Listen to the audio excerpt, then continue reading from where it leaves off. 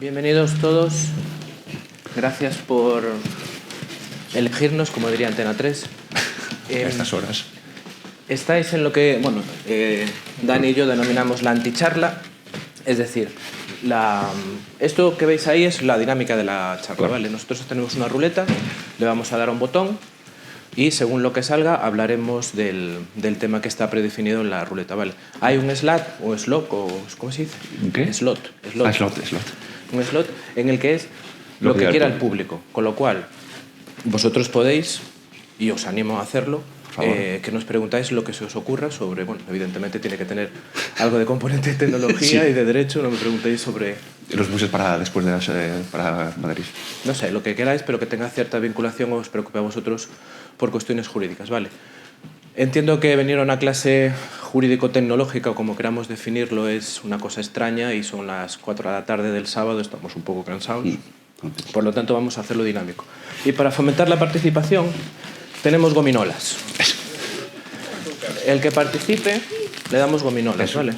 Y sentiros libre en cualquier momento de si queréis hacer una pregunta o algo, levantar la mano y participar. Vale. La idea es que sea una charla dinámica en el sentido de que si tenéis alguna duda, os la resolvemos y no os cobramos. O lo intentaremos. O lo intentaremos. Entonces, si os parece, ¿estáis todos de acuerdo un poco con la dinámica anticharla? ¿Os veis animados para por lo menos Siendo usado para atrás. que una de las veces que diga lo que diga el público, que sea de verdad lo que diga el público? No le tengamos que dar otra vez al botón. A ver, no estáis muy animados, ¿eh? Bueno, bien. Vale. Perfecto. Pues, Venga, Drey, dale ahí. Aunque vayamos a hablar de cosas legales y tal, después me digáis que lo dijo el abogado, ¿vale? sí. Está hecho con ChatGPT, pues no se nota mucho la imagen. O sea que... A ver, venga, dale a la ruleta, Drey, Vamos a ver. que estoy nervioso. Tenemos esa fantástica aplicación de la Pilia.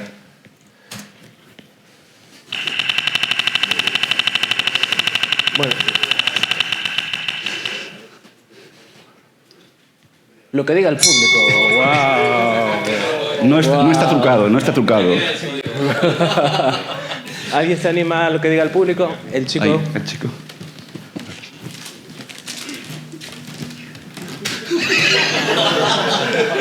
Yo y el béisbol no son muy buenos. Faltó un poquitino así de... Vale. Cuéntanos. Vale, el tema sobre las patentes. ¿Qué pasa con las patentes? El uso de patentes, por ejemplo, algunas que están a punto de caducar, pero siempre hay tiquiñuelas de que las nuevas. Por ejemplo, primeramente, ¿cómo se dice? El de Mickey Mouse. Hace poco que creo que iba a perder la patente y hicieron cosas para volver a poner a válida. Si tienes algo, un proyecto que vas a poder utilizarlo, ¿cómo podrías usarlas? A ver, Drey, responde. Claro, a ¿qué sabes ver, de eso? hay una cosa... La patente a nivel de software no es algo que exista como tal, ¿no? O sea, siempre tiene que ser algo que vaya dentro de un desarrollo mayor que implique, pues, por ejemplo, que use hardware específico para ese desarrollo, ¿no? Pues, por ejemplo, el coche... desarrollos de software con coche autónomo, ahí sí que podría haber una patente. Como patentar software como tal, a nivel español no está permitido. Entonces, claro, ahí serían más derechos, o sea, propiedad de imagen y derechos de... Vale, si tiro más de software. Tema de videojuegos, por ejemplo, eso se patenta bastante. El tema de utilización de la IA para el aprendizaje, que por ejemplo se hizo con el Shadow Mordor, creo que se hizo. Para que el aprendizaje. Vale. Os lo voy a explicar en lenguaje humano, ¿vale? Es decir, lo que tú estás hablando no estás hablando de patentes, o puedes estar hablando de patentes de una manera colateral. ¿Por qué? Porque lo que pasó con Mickey Mouse son los derechos de autor, lo que le llaman los americanos el copyright, ¿vale? El copyright es, yo creo un dibujo, creo una imagen, creo cualquier cosa y por el mero hecho de ser el autor, pues tengo todos los derechos, ¿no? Y son, con carácter general, toda la vida del autor más 70 años desde que se muere. Esa es la regla general, ¿vale? Entonces, ¿qué pasó? Pues que desde que publicaron Mickey Mouse, pues pasaron 100 años y por la legislación americana pasó a dominio público. Por lo tanto, esos fragmentos concretos, esos dibujos iniciales de Mickey Mouse pasaban a dominio público, entonces cualquiera persona podría copiarlos, usarlos sin que fuese una vulneración. Aquí hay que diferenciar entre copiar e inspirarse. Yo me puedo inspirar en cualquier cosa, aunque esté protegida, y eso no implica vulneración. Por eso vemos, yo siempre pongo el mismo ejemplo. tenemos el iMac, ¿no? Todos tenemos la imagen de cómo es un iMac, una pantalla, tal, todo integrado. Y sin embargo después hay muchos equipos que hacen la misma forma de Apple, pero le llaman pues Intel o el que sea el distribuidor.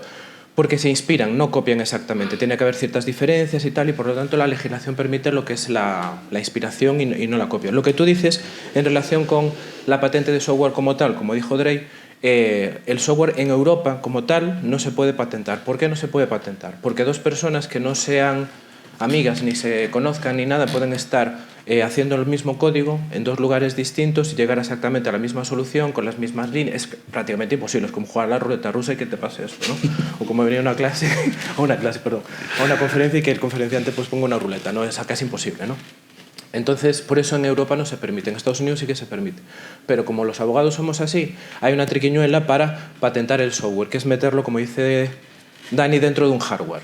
El ejemplo que yo pongo siempre es, y que ahora ya da un poco igual porque ya pasó mucho tiempo, es cuando antes los coches tenían el sistema automático para que el limpiaparabrisas empezase a funcionar de manera automática cuando detectaba una determinada intensidad de gotas de lluvia en el cristal, ¿no? Pues empezaba a caer y dice, bueno, esto es que está lloviendo.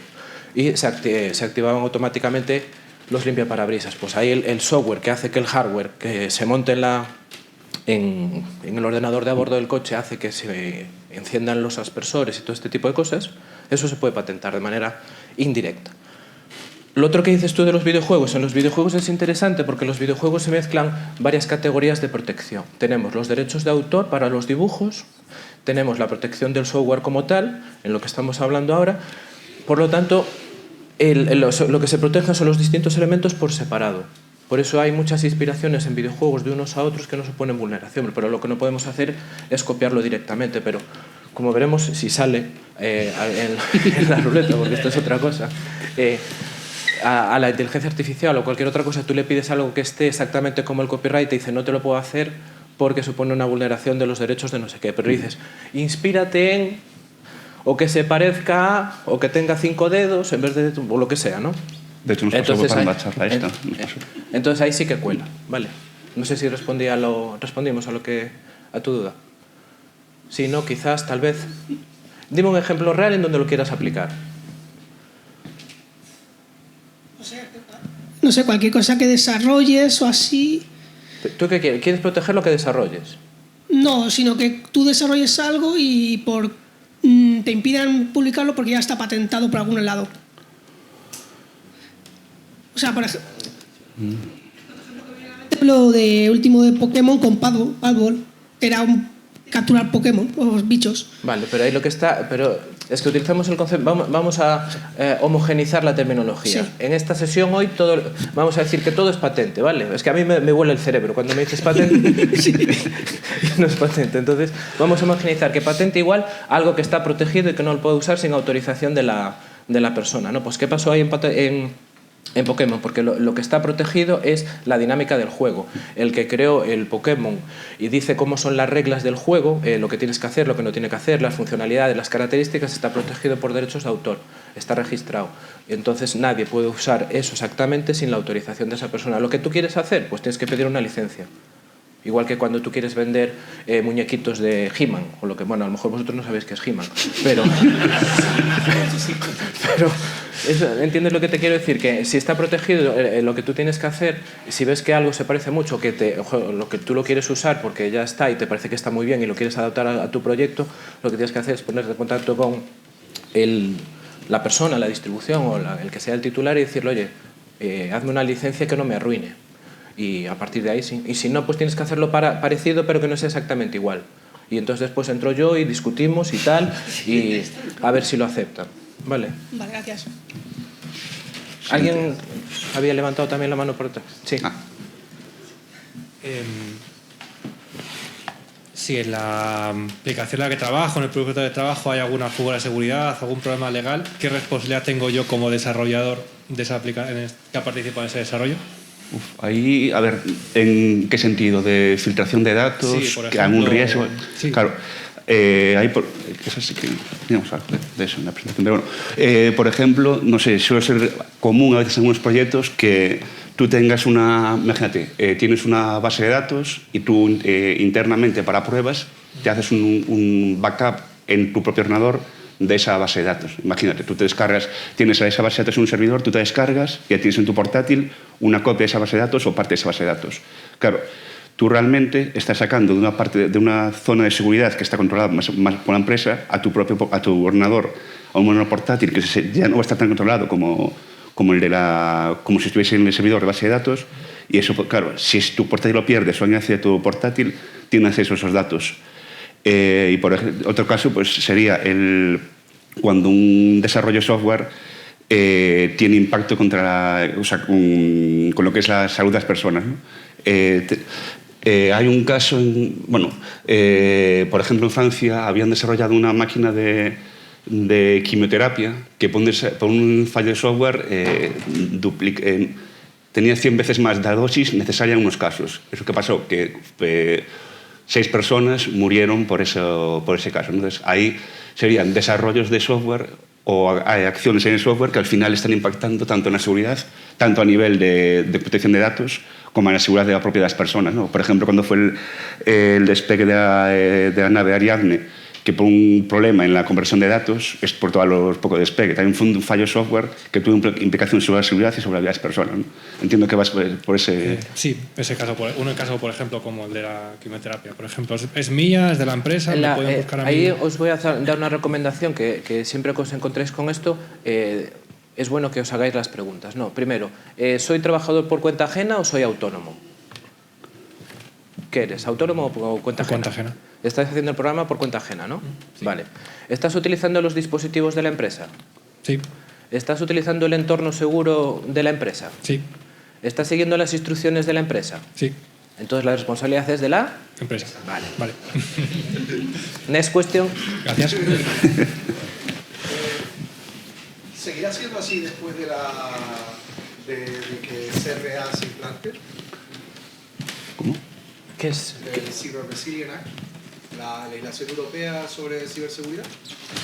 En principio sí. Es que ¿sabes por qué te digo que? Y esto es siempre hablando sin analizar el caso concreto específico, pero la regla general de esa primera pensada que le tengo que dar antes de decidir hacer una cosa u otra es ¿por qué? Porque si yo estoy haciendo algo porque me manda mi jefe, con las instrucciones de mi jefe, con el material de mi jefe y siguiendo todo lo que dice mi jefe, la responsabilidad es de mi jefe. Pero en el momento en que yo me salgo de las instrucciones o, por ejemplo, no utilizo el software en el entorno correcto, utilizo mi dispositivo personal, hago cosas que no tengo que hacer pues porque no las hago, porque a veces entendemos que es más cómodo, porque te coge un día en no sé dónde, pues ahí ya empieza a haber una derivación, porque siempre cuando entren los de legal van a empezar a hacer la búsqueda, a ver en dónde hay una desviación del protocolo o del documento de política de uso de dispositivos electrónicos, todo este tipo de cosas. Entonces, en el momento en que se vea una desviación en el que el trabajador no hace lo que se suponía que tenía que hacer, es cuando ellos dicen, oye tío, esto ya no es culpa mía. O si es culpa mía, que la tengo que yo responder ante el cliente o ante el tercero, después voy a repetir contra ti.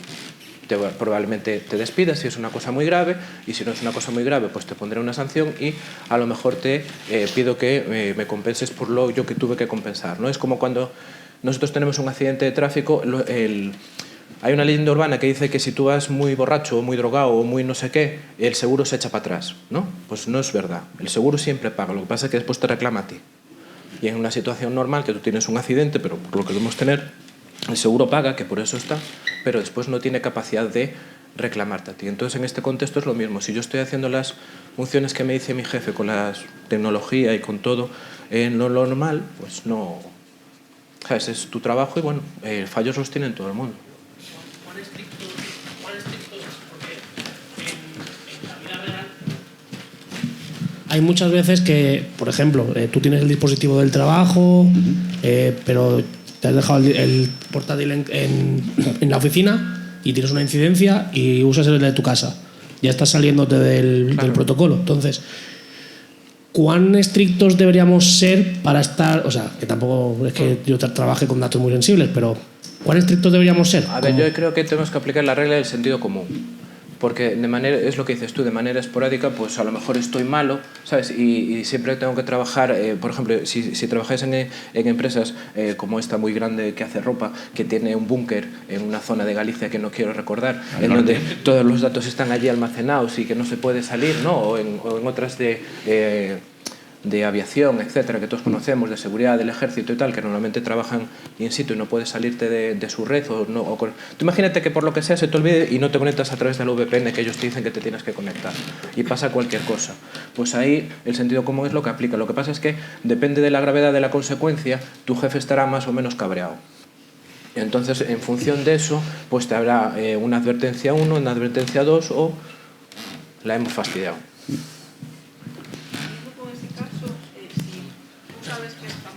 Sí, por favor, puedes esperar un segundín entre pregunta y pregunta para que pueda pasar el micrófono, que si no, no quedan grabadas. Compasión con Pablo, por si. Perdón. Vas a hacer kilómetros hoy. Siguiendo con el caso anterior, si tú estás en casa y te llama, o sea, te olvidaste el portátil y te llama tu jefe y te dice, pero es que lo tienes que arreglar. Y tú le dices, es que no tengo el portátil o no me puedo conectar por la VPN, pero él te dice, tienes que hacerlo. En ese caso... Pues yo eso le diría, pónmelo por escrito. Un documento que te... Mándame un mail. Eso.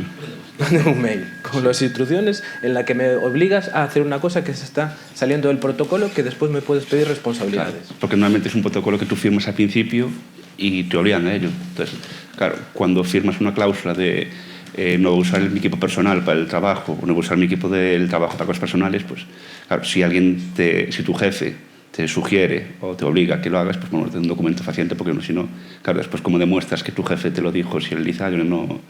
Yo al final creo que es el sentido común. Lo que pasa es que depende también del momento en el que estás. Tú también sabes si estás bien en la empresa, si el jefe es más o menos capullo, todo este tipo de cosas. Pues es la realidad. O sea, eso es así, ¿no? A mí también me pasa que yo también tengo que conectarme a través de una máquina virtual y pues la máquina virtual pues a veces sí y a veces no. Entonces, y también tiene que estar todo en el SharePoint y está en el local. Me refiero y esto no se está grabando. Entonces, depende del contexto, ¿sabes? Pero la regla general es que intentéis que no salíos demasiado. Y si alguien os obliga, os pide o os impera hacer algo que sabéis que está mal y que puede causar algún tipo de problema, pues que os lo manden por mail. Y si no, pues tragamos y a ver qué pasa. Y después es la discusión, porque es muy fácil hablar desde fuera, pero cuando estás en el contexto, en la situación, en el trabajo, y a golpe de viernes por la noche, lo que decís siempre, ¿no? De subir la producción los viernes, pues a veces lo hacemos y pasa lo que pasa. Que después eso todo se puede... al final todo esto que digo no es porque si no lo haces estás fastidiado. Es una cuestión, y ese es el principal problema, y yo creo que ahí no estamos nada educados, es un problema de prueba todo.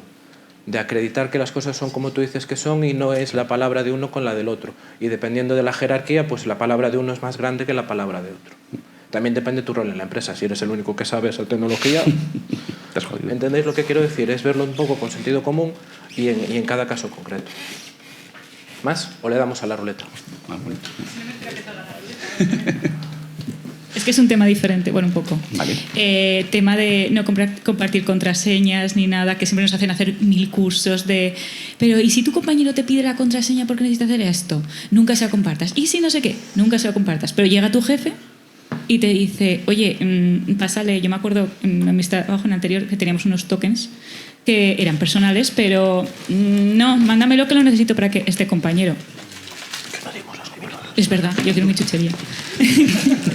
¿Qué pasa en ese caso? O sea, ¿no te queda más remedio? ¿Lo tienes que hacer? Claro, ahí muchas veces pasa que se usan malas cuentas, que por ejemplo para una misma aplicación o para un mismo acceso a un servicio son tanto cuentas compartidas como que un usuario tiene permiso de ese acceso y muchos usuarios lo usan, ¿no? Entonces ahí, claro, es un riesgo en el sentido de quién es el responsable de acceso a esos datos, ¿no? Sobre todo si son datos muy, muy sensibles, ¿no? Joder, si está bajo un tema de sanidad o, claro, datos médicos, por ejemplo, ahí sería algo... O sea, tendría otra culpabilidad en el sentido de que son datos protegidos, especialmente cuando son datos sanitarios, ¿no? Que, pues como se accede a datos clínicos de un paciente o como hubo sentencias de gente que accedía sin consentimiento a datos médicos de algún paciente, eso ya sería otro caso, ¿no? Pero realmente con cuentas compartidas ahí no tiene Pero habrá que ver realmente quién es el responsable de ese acceso, si es una cuenta personal o genérica. Claro, ahí... ¿Es una cuenta personal tuya? Sí, por ejemplo, una cuenta... Pobre Pablo. Yo tengo acceso a un servidor de un cliente con mi cuenta personal, mi usuario, mi contraseña, pero resulta que ese día pues yo estoy de vacaciones o voy a estar de vacaciones en 15 días y otro compañero se va a quedar responsable y conseguir una contraseña y todo para ese compañero va a costar mucho. Te dice el jefe, oye, pásale tu usuario contraseña para que tu compañero pueda trabajar por ti. Bueno, a mí ya me suena mal la primera parte de la frase, es decir, que una cuenta personal tuya esté vinculada a cliente. No. Cuando dices cuenta personal, ¿es cuenta corporativa o cuenta personal propia? Un usuario que Una hace cuenta de eso. usuario Una cuenta corporativa vinculada a tu nombre. Sí. Vale, pues ahí lo primero que tenemos que tener claro ahí, y seguramente lo habremos firmado en la política de uso de dispositivos y en los correos electrónicos, es que la cuenta no te pertenece, sino que es una cuenta de la empresa que se te cede para el uso de las actividades propias y que en su caso se te puede requerir para... Bueno, esto es lo que yo escribo, ¿no? Lo que se te puede requerir para la continuidad del negocio, porque eso también piensa que tú estás de baja. Imagínate que estás de baja, pero hay que dar continuidad al servicio al cliente, pues entonces se permite que se acceda a tu cuenta para continuar las comunicaciones con ellos, pero tiene que estar todo reflejado previamente y aparte tú tienes que tener tienes que haber dado el consentimiento en el que reconoces y aceptas que tiene ese carácter institucional y no personal, porque si no aplicas el 18.3, que es el derecho fundamental al secreto de las comunicaciones. Vale. Al final todo deviene de cuántos papeles os manda firmar el de legal cuando os incorporáis. Según eso, pues estamos más o menos atados. Mira, el chico ese... Nos vamos a quedar sin contenido. Hola, buenas. Yo tenía una duda relacionada con la IA. Cada vez más existen más aplicaciones que hacen un de WordPress de IAs, ¿vale? Sí. ¿Existe alguna forma en la cual el creador se pueda quitar todo tipo de responsabilidad? Se me ocurre, por ejemplo, hacer una aplicación de cocina que te haga recetas, pero por si acaso, si la IA la lía, me quiero descargar de responsabilidad por si la persona es alérgica a algún alimento o combina alimentos tóxicos. Pero ahí la cuestión es de dónde saca la IA la información. ¿Quién le proporciona o de dónde saca la información para hacer las recetas? Lo puede tener el modelo y es una cosa que tú no tienes. Pues lo primero que tendríamos que ver son los términos y condiciones o cómo está el acceso o la autorización para usar esa IA cuando tú te la descargas en el repositorio que esté, el licenciante que te permite usarlo o no usarlo. Normalmente yo creo que están todas, no sé si están todas con GPL, la verdad, no sé, porque son todas software libre puro en el sentido, porque si no, no habría 200 versiones de la misma. Pero es complicado porque es que el problema es... Bueno, la versión sencilla es que le pones un disclaimer, en el sentido de que, oye, mira, esto puede tener errores antes de preparar cualquier tipo de receta o comer lo que yo tengo aquí, controla que no tengas algún tipo de alergias, este tipo de cosas. Igual que cuando tú vas a un restaurante, están obligados a tener en la carta los alérgenos y todo este tipo de cosas y tal. Y, por ejemplo, no sé si conocéis, y esto no es lo que dices tú, pero es conectado, ¿no? Había una cadena de estas de restaurantes de comida italiana muy conocida, muy grande, en donde estaba una madre con su hijo dentro y el hijo era celíaco y entonces la madre entró con un tupper con su comida para el niño, porque el niño no podía comer nada de lo que está allí. Y los del restaurante no le permitieron abrir el tupper para que el niño comiese esa comida. Entonces se montó un follón, tal, no sé qué, no sé cuánto. Por eso lo sé, porque se montó el follón. Si no, no hubiese sabido. Y llegaron a juicio, ¿sabes? Porque ellos decían que por su política de medidas de higiene y todo este tipo de cosas no se pueden tomar ni abrir alimentos que no sean los propios de ellos, pues porque no se pueden asumir después la responsabilidad. Sin embargo, el tribunal le dio la razón a la madre y ellos tuvieron que indemnizarla por daños morales y, bueno, porque duró bastante. Sabes que cuando nos metemos en el juzgado, sabes cuándo entras, pero no cuándo sales. Entonces, a lo que vas tú, me parece muy complicado darte una respuesta ahora que parezca que sé de lo que estoy hablando, en el sentido de que hay que ver cada caso. Y yo, sobre todo, lo vería desde el punto de vista de resultado final para el usuario final. Es decir, no me preocuparía tanto a nivel de infraestructura de cómo yo creo la aplicación, porque no creo que haya problema en el uso de la licencia que tenga ni cómo tú lo quieras hacer, porque no veo que haya problemas. Y aparte, sobre las recetas no hay protección o es una protección muy leve de derechos de autor, con lo cual por ese lado no vas a tener problema. Entonces, después es cómo le mostramos la información al usuario que va a utilizar esa herramienta para que le dé las recomendaciones de cocina. Tener siempre en eso de he leído y acepto, pues eso, que el usuario se hace responsable y que valorará en cada caso concreto si puede comer lo que salga del resultado de esto por sus propias intolerancias, alergias o lo que sea. Gracias. Bueno. El chico de amarillo va primero. Hola, buenas. Mi pregunta es un poco más abierta. En el caso de un trabajador por cuenta, o sea, bueno, por cuenta ajena, no, perdón, un trabajador autónomo, en general, es una pregunta un poco más... bueno, ¿qué documentos, sé que depende del caso, pero en general, cuáles son las preocupaciones que debes tener y qué documentos debes tener firmados, ¿no? Por ejemplo, yo desarrollé una aplicación, me pagaron, empecé a desarrollar la aplicación y entonces ahí me empezaron a surgir todas las dudas. Es decir, ¿dónde queda reflejado hasta qué desarrollo, qué características entran, la gestión y la responsabilidad de los datos, ¿no? Y en general, eso, si hay algún ámbito más que se escapa del desarrollo de aplicación. El Welcome Pack, ¿no? El Welcome Pack. Sí, básico, ¿no? exactamente, la aplicación docente de... Drey, tú que eres autónomo. Bueno, no que fue autónomo, pero bueno. No, ahí, claro, es un caso muy diferente al que comentábamos antes, de que si tú eres trabajador contratado por la empresa, ahí es todo en cuenta de la empresa, ¿no? ¿Qué pasa? Si eres freelance autónomo, ahí depende un poco cómo tú firmes ese contrato y si estás incluyendo en el contrato todo lo que es la especificación de desarrollo, o no sé si entendí que decías que al principio desarrollas tú algo que después hacías el contrato con la empresa. Claro, ahí normalmente, que me corrijo si no, si tú eres trabajador por cuenta ajena de la empresa, o sea, si te contratan como freelance o como autónomo, ahí tienes que especificar si ese código que tú desarrollas forma parte de la empresa o es propio tuyo. Pero claro, ahí a ver, con diferencia con este concepto de dependiente por la empresa, lo que decíamos antes, tú al final tienes una seguridad jurídica porque el que está por encima tuya es la propia empresa. Como estás como autónomo, hay mucho que es tu propia responsabilidad. Vamos a suponer que estamos hablando de un amigo, ¿no? Que un amigo que se hace autónomo y que le llega una oferta y le dice, oye, mira, yo sé que tú sabes hacer esto, ¿por qué no me programas algo? Tú me ¿no? contratas a mí para hacerte un programa. Vale. Entonces, yo si fuese tú, como desarrollador, lo primero que tendría que hacer es hacer un contrato, es decir, reflejar por escrito qué es lo que me pides, ¿vale? Y yo, pues, tú imagínate que Dani me dice, pues, vamos a hacer una aplicación hazme una aplicación de recetas. Y yo, vale, estupendo. Entonces, tú le harás las preguntas técnicas que hacéis vosotros siempre para delimitar las características, funcionalidades, etcétera, ¿no? El marco técnico que tú necesitas saber, la información que tú necesitas saber que él te da para lo que tú hagas, que responda a las expectativas o a las funcionalidades que esa persona quiere que tenga, aquello por lo que te va a pagar, ¿no?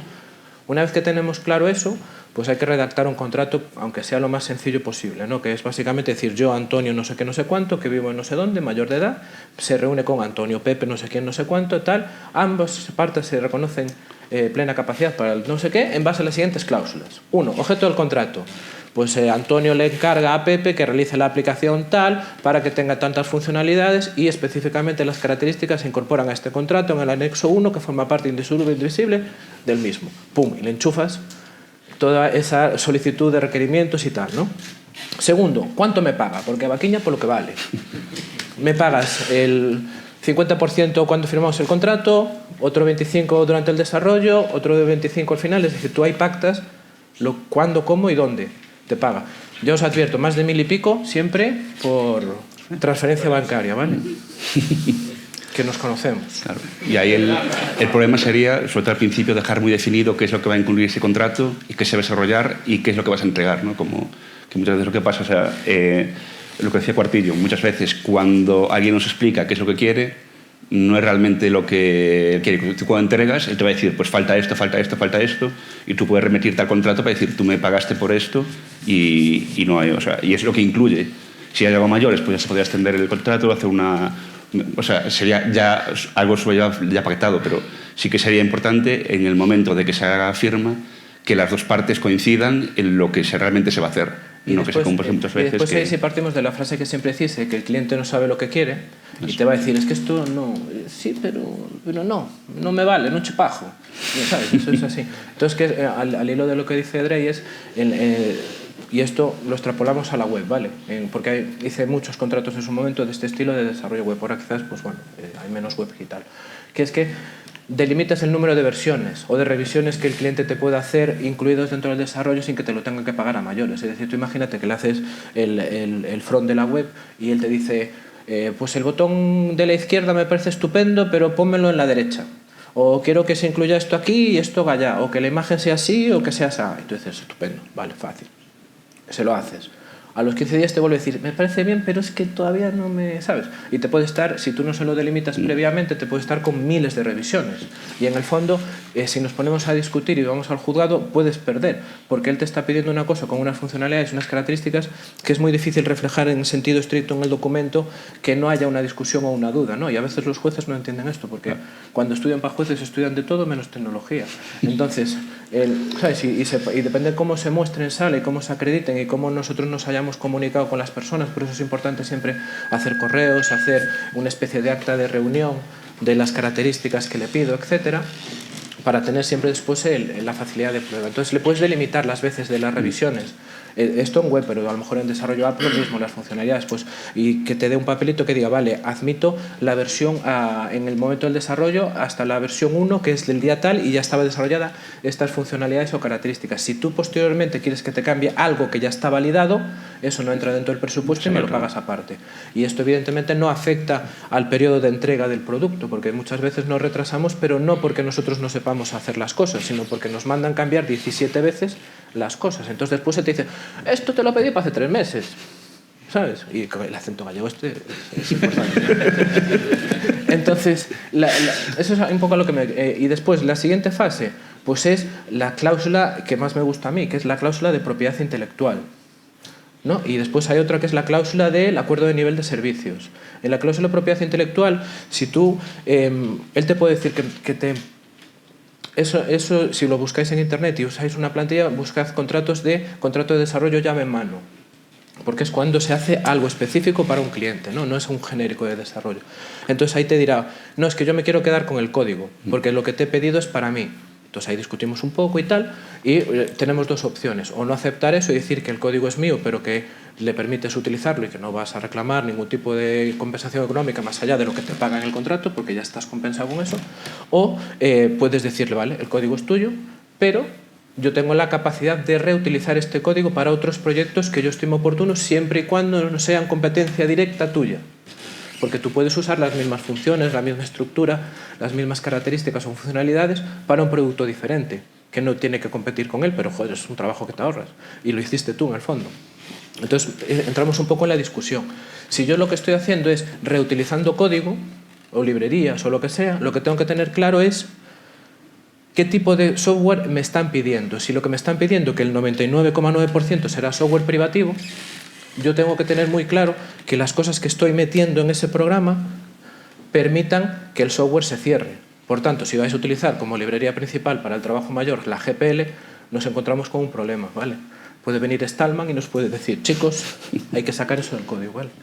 Y después, la otra parte que es el acuerdo de nivel de servicios o mantenimiento. Tú puedes hacer un contrato en el que simplemente te contraten para hacer el desarrollo, pero después tú no te das soporte, o puedes hacer soporte. Entonces, establecer las funciones del soporte. Y lo que siempre nos piden las empresas grandes, ¿no? 24/7, no sé qué, la escala si el software se cae, si funciona mal, si funciona regular, ¿no? Entonces ahí vas valorando y ahí hay muchísimos modelos o plantillas que puedes encontrar de acuerdos de nivel de servicio o SLA, ¿vale? Entonces lo principal es, Antonio se reúne con Pepe, se queda en un papel lo que tú me pides, cuándo, cómo y dónde te lo hago, las veces que me puedes pedir que modifique las cosas, y la propiedad intelectual, eso es lo esencial, ¿no? Y después el soporte, sí. Y el soporte normalmente méteselo aparte, o tu amigo que se lo meta aparte, ¿sabes? Como con un fee mensual. No nos vais a dejar darle a la ruleta, ¿eh?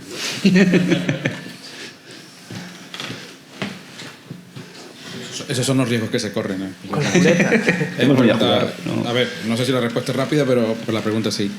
La IA per se, ella, puede generar derechos de autor o puede argumentarse como arte previo, es decir, que algo que tú intentas patentar o establecer como tuyo, se puede argumentar que a la IA ya se le ocurrió en su momento.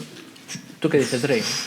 Ahí habría que ver dónde quieres protegerlo, porque claro, esa ley, esa protección va a depender en qué país y qué región lo hagas, ¿no? Pero al final tendría que ser o bien una empresa o una persona física la que tuviese esos derechos. Entonces no sé hasta qué nivel una IA como tal... Drake, falas por falar, ¿verdad? No, pero actualmente la legislación no reconoce a la IA derechos de autor. Y de hecho, si vais a registrar algo como una imagen o cualquier cosa, no digáis que le hicisteis con IA. Yo negaré siempre haber dicho esto. Claro. Entonces, porque no, actualmente no. De hecho, la semana pasada, creo que fue, sí, la semana pasada, hace 15 días, la USCO, ¿no? la Oficina de Copyright de Estados Unidos, admitió por primera vez el registro de derechos de autor de un software en donde el desarrollador reconocía que había sido desarrollado con IA parte del código. ¿Y qué es lo que hizo la oficina?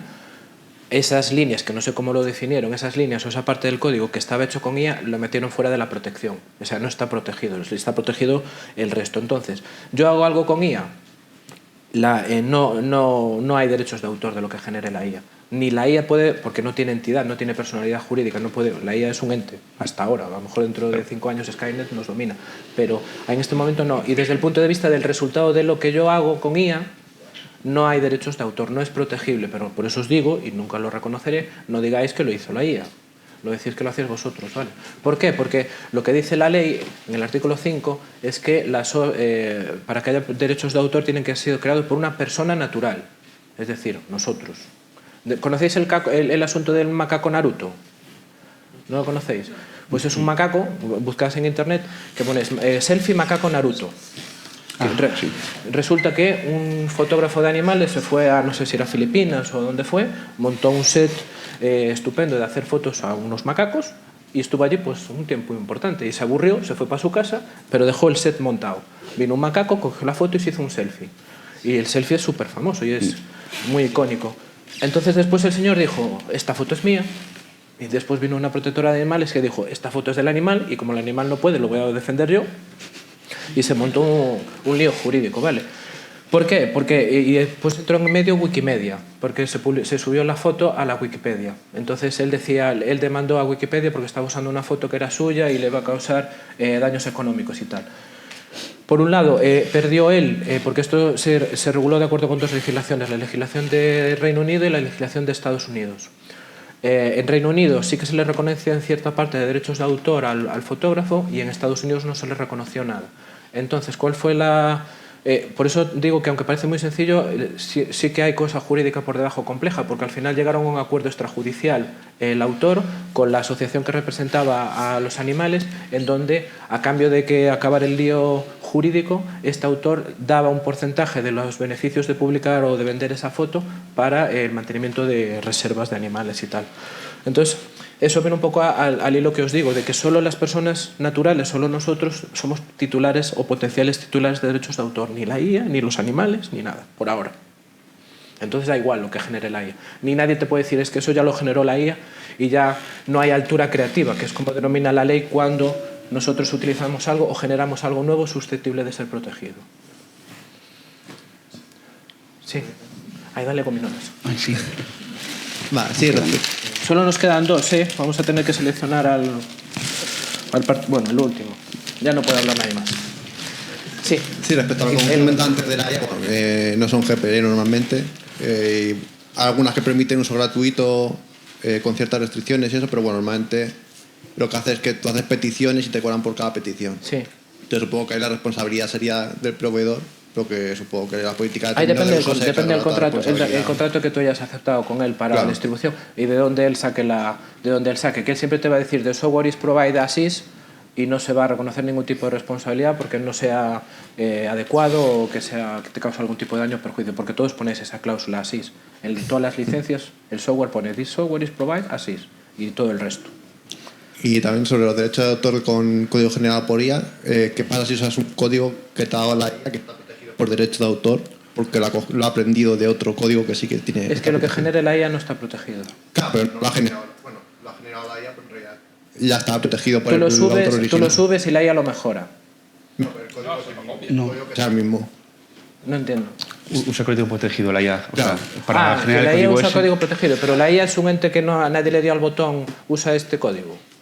Me refiero, alguien tiene que estar ejecutando la IA, ¿no? Claro, pero tú dices, dame el código que haga esto, y te da un código que está... Y tú no sabes de dónde lo sacó. Claro. Bueno, pues ahí eso es uno de los riesgos que tenemos que asumir. Sí. Y que ahí, cuando te permitan usar esa IA, también te dirán, yo no asumo ningún riesgo de lo que hagas con esto.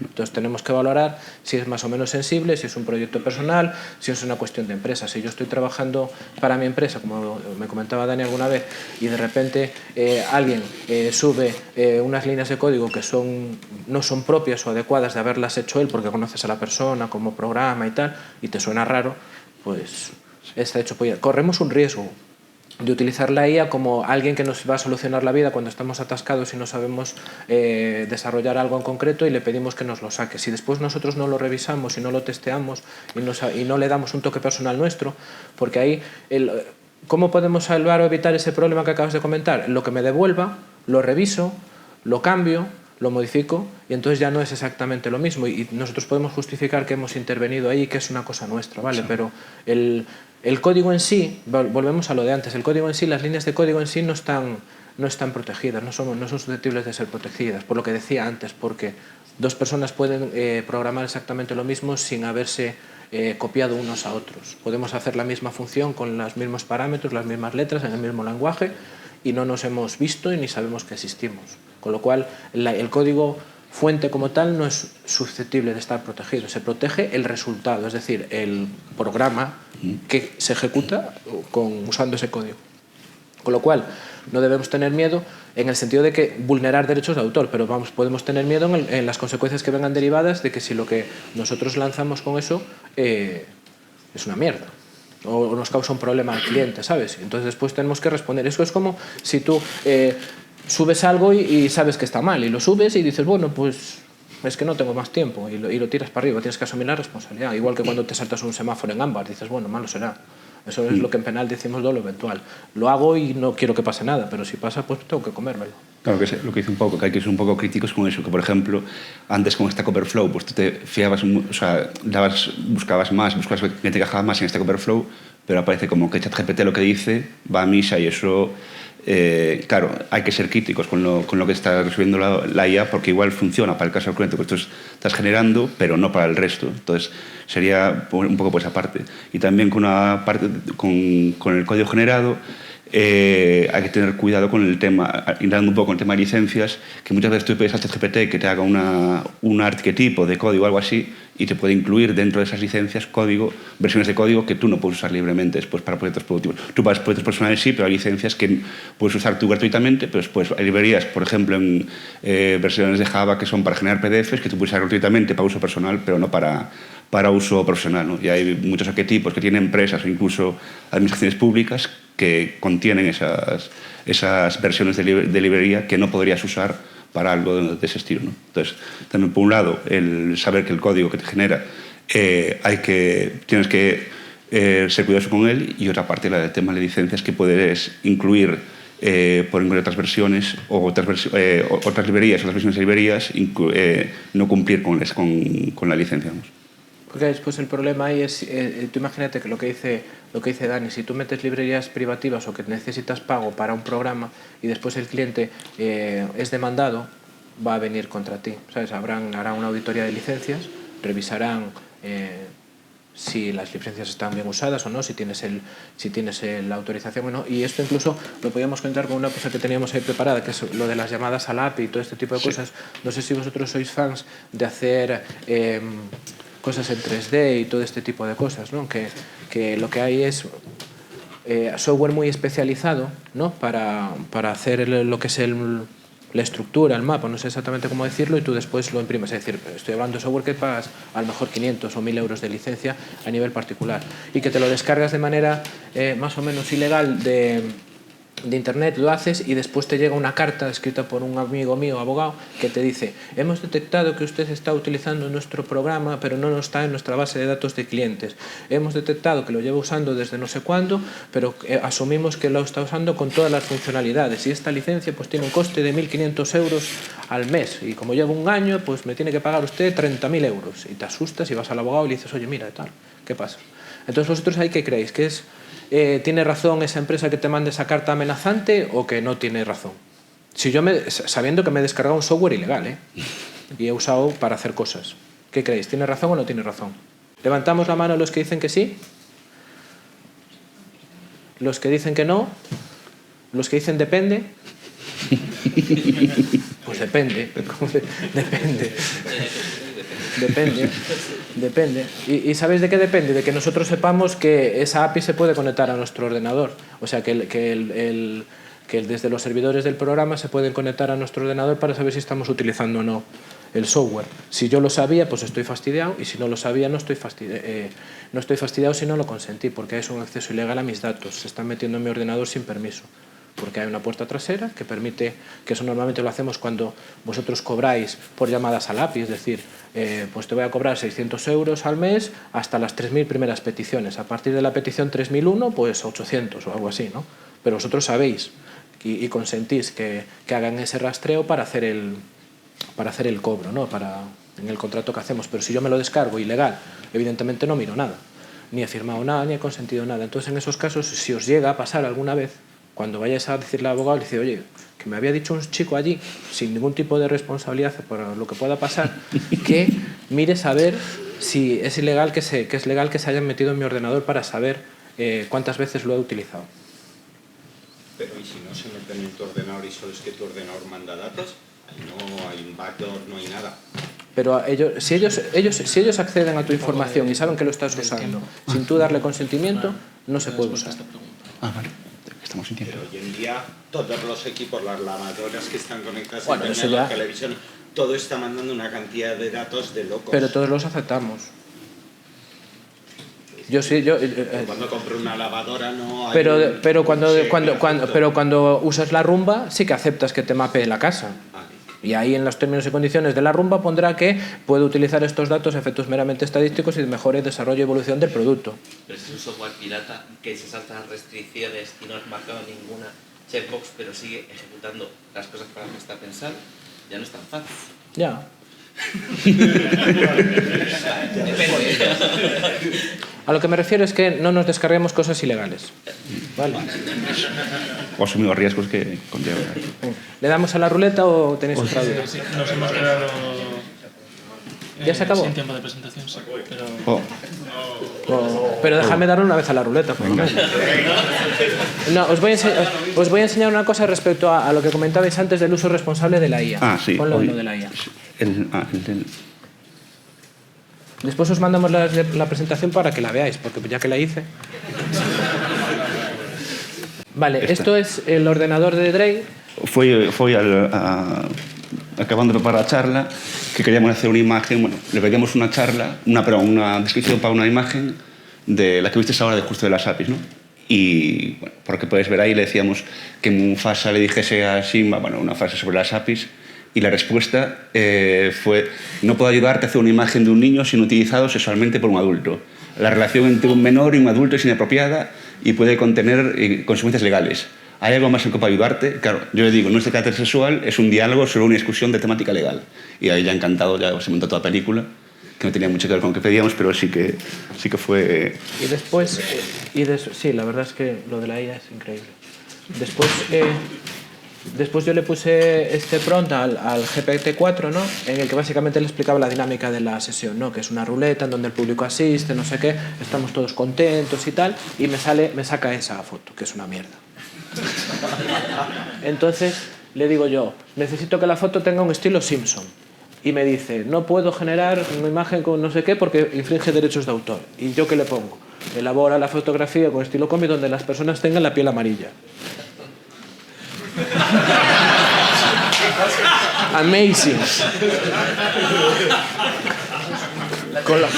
Con lo cual es lista hasta un punto determinado, ¿sabes? Que tenemos que tener nosotros también conciencia de que de cómo preguntemos las cosas nos podemos saltar los límites morales o legales de la máquina y debemos tener la responsabilidad de no hacerlo. Y después tenemos que siempre revisar las cosas, porque hicimos una... Hay una... Bueno, esto... Yo estoy totalmente en contra de lo que salió, pero dije, bueno, lo puso... Es un ejemplo que era bueno mostrarlo, porque fue... Era de la accesibilidad web, tal, ¿no? Y él me generó eso. Un señor invidente y tal. O sea, no sé, vale. Que no me parece de buen gusto, pero bueno, es lo que hay. Y después os quería enseñar esta, que me parece muy chula, por los fallos. Esta. Como veis, ¿no veis el fallo en la imagen? La tercera. La niña es exorcista, apareció ahí. Porque en la primera versión la abogada era mujer. Dije, joder, ya que voy a dar la charla, por lo menos que sea un hombre. Entonces le digo, vuelve a hacer la imagen, pero que el abogado sea una persona con barba y pelo más o menos canoso. Y me generó la última. Pero a la tercera la hizo la niña del exorcista. Me refiero. Por tanto, tenemos que revisar todo lo que hagamos y que no nos debemos fiar exactamente de lo que hay y usarla, porque la vamos a usar todos. Yo la uso todos los días, tengo en mi particular un palumpa, esclavito. Y bueno, pues eso, que encantado de que hayáis estado, que no sé si habéis aprendido algo o no, pero por lo menos nos hemos reído un rato y un placer, como siempre.